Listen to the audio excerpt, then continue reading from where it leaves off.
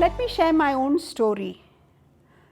I was born in a conflictual family and my parents were always in battle. They were so constantly in battle that they forgot the impact, or even, I'm not even sure they were aware of the impact these conflicts had on me as a child. My environment was not stable and I was constantly afraid of being abandoned. Because of the battles, I moved from home to home with various members of extended family. This resulted in me being sexually abused by 3 adults well known to the family. The symptoms of this trauma, the shame and this insecurity showed up in my early adult years.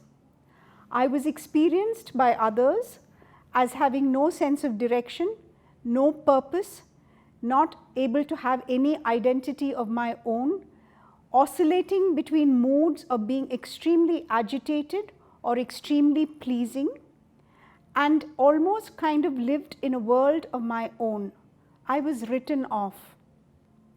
Now, many years after several years of therapy, when I look back, there were some skills that I learned during this time.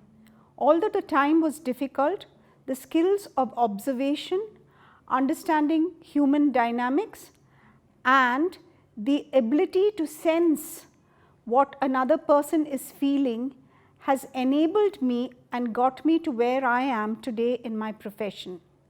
I wrote my personal book, Battles of the Mind, which was published by Penguin, with the simple objective that if somebody like me, who was totally feeling hopeless, can come out and feel positive and live a meaningful life, I wanted to provide hope for others too.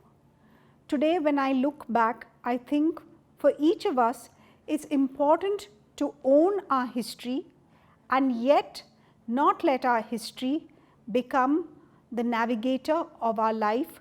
We have the power to change and become powerful.